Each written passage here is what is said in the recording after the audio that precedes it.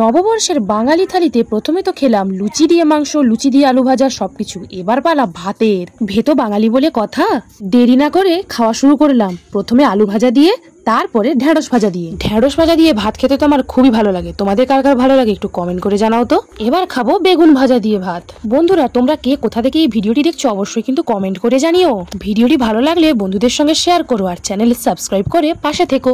এবার খেলাম কুমড়ো, আলু দিয়ে, মাছের মাথা দিয়ে কাটা চচ্চড়ি। তোমরা কারা কারা নববর্ষে এইভাবে বাঙালি থালি খেলে একটু কমেন্ট করে জানিও। এবার ভাতটাকে একটু লেবু দিয়ে খুব ভালোভাবে প্রিপারেশন করে নিলাম। তারপরে নিলাম লাল লাল ঝাল ঝাল চিকেন কষা। আমার কাছে কিন্তু এই চিকেন কষাটাই আজকের খাবারের ষষ্ঠ পাত। আচ্ছা, এই চিকেন কষা দিয়ে পাঁপড় ভাজা দিয়ে এইভাবে মেখে খেতে কার কার ভালো লাগে একটু কমেন্ট করে জানাও তো। আমার কিন্তু দারুণ লাগে। এইবার আলু ভাজা দিয়ে, মাংসের ঝোল দিয়ে আর মাংস দিয়ে মেখে ভাতটা এক গরস খেয়ে নিলাম। এইরকম ঘরোয়া বাঙালি খাবারগুলি আমি তো খেতেই থাকবো। তোমাদের কার কার ঘরোয়া বাঙালি থালি বা রেস্টুরেন্টের বাঙালি থালি কোনটা বেশি খেতে পছন্দ সেটা কমেন্ট করে জানিও। শেষ পর্বে খাবো মিষ্টি দই পাঁপড় দিয়ে আর রসগোল্লা। নববর্ষের ভুঁড়িভোজ তো আমার দারুণ হয়েছে। নববর্ষেরই খাওয়া দাওয়া তোমরা কিভাবে উপভোগ করলে সেটা কিন্তু অবশ্যই কমেন্টের সঙ্গে শেয়ার করবে। এখন টাটা।